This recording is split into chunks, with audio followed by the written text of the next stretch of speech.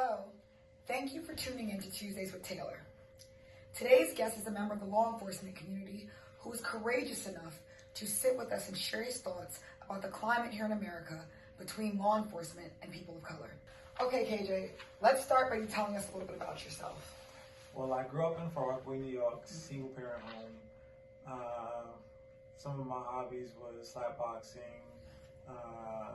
manhunt, and basketball, football, street, played in the streets. And I went to school, Beach General High School. From there, I went to BMCC. Oh my God, I used to play chess there every Sunday. The crazy thing is when I say BMCC, people don't know what I'm talking about. Yes, that's the Borough of Manhattan Community College, right by Stuyvesant, downtown Manhattan. Love the area. Yes. So from there, I became a police officer. What do you feel your role is as a police officer? As a police officer, I feel like my role is to just enforce the law. You know, I'm not here to punish anyone. I'm not here to judge anyone, and that's it. You know, that's what my role is. So it's your work day, right? How do you prepare yourself for a tour? Well, when I start my tour, it's like a mini checklist. You know, it's like I got to make sure that I separate myself from the uniform. Ooh, say that one more time. I got to make sure I separate myself from uniform, and I got to make sure that like the only thing I have to prove is self-control. And I think that is. We could go home now. That's really what it is. That separation from the uniform, understanding that is a job that you've been selected to perform, that service, but that is not you. Right. When people see that uniform, that is not you. So when I roll by neighborhoods or like urban areas, that I'm similar to mine, and people say, yo, F the police or F you or this, that, and third, it's like I said, I know it's the uniform, because they wouldn't say that to me if I wasn't in uniform in my regular car. They wouldn't know me, Exactly. So, it's like I just charge it to the game, Exactly. Yes, and speaking of the game, that's self-control. I really do believe that if a person cannot control themselves, you've already lost. Right. And there's some professions that require a level of self-control that really surpasses the average person's requirements. It's very hard. I have to tell you, I'm not going to say like it's easy. It's very hard because you get tested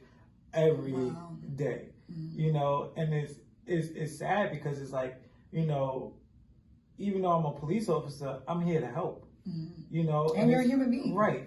So it's hard trying to help people that don't really want that. It's like they.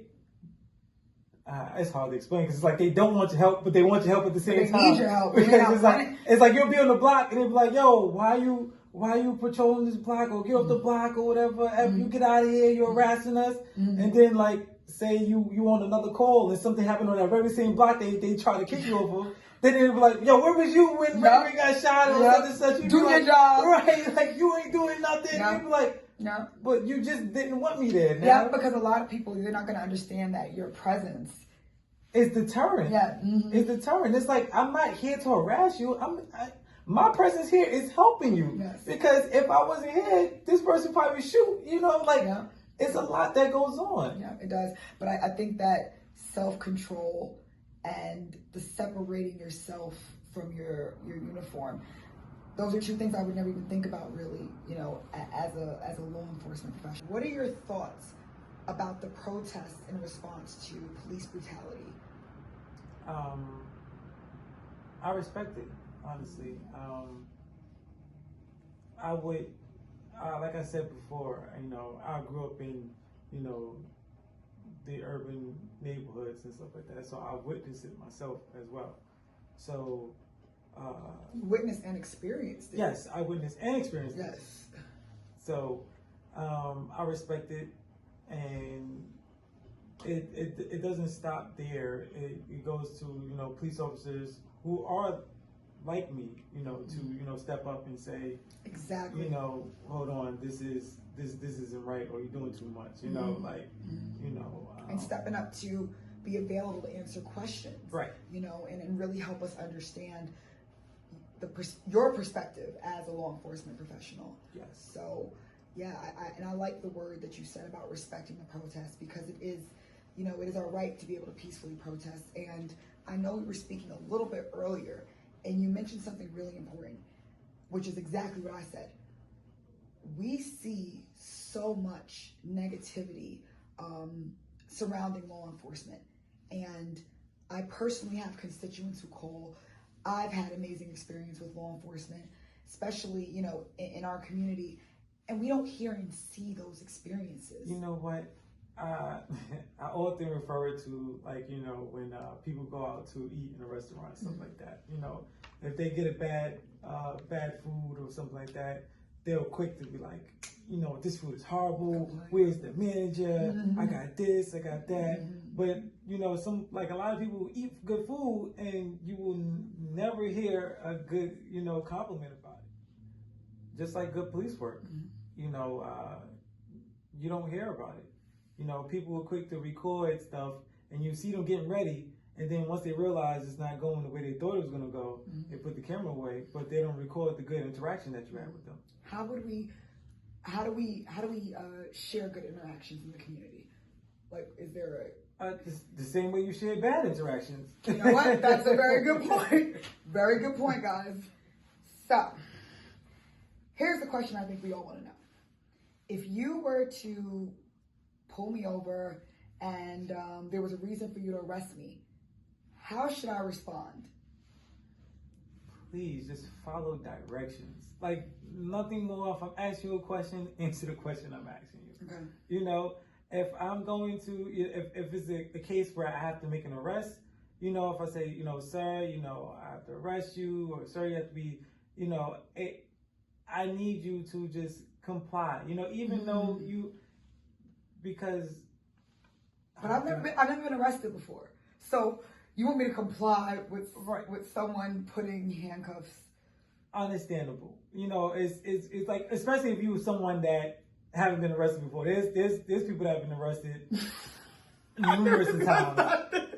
And they know, they're comfortable with the process. Right, they know the process, they know law more than you do. Yeah. And you just be like really? They're like, yeah, you just, I'm about 40 years. Well, listen, I'm not one of those people. Right. But some people, they don't understand, just the simple of just following directions. Like, if I say, place your hands behind your back, just place your hands behind your back. The slightest, if I go to grab your arm to put your hands behind your back, and you go like this, just like, that's resisting arrest. Anything other than what I'm asking you to do. Wow. As far as the process. Right, the process that's of me placing resisting arrest. Right, so if I'm going to place your arm behind your back, and you moving your arm or keeping me from putting your arm behind your back, you're resisting.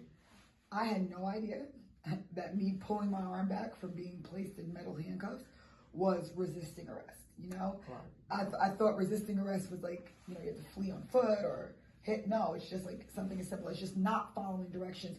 So everyone, your parents say all the time, follow directions. Literally, that's what parenting is. Repeating yourself 3 million times a day. And it's to train people and teach people how to conduct themselves in society. Speaking about the youth, I feel like that's where it really starts. When I said, education, I feel like there should be stuff implemented in the high schools and that would teach them on, police, like law enforcement and stuff like that. And we need more, youth, or not youth, but we need more police officers that come from urban, areas. To police, because I like, there's a lot of things that the police academy can't teach me that I've learned because I was born and raised in an urban community. Yeah.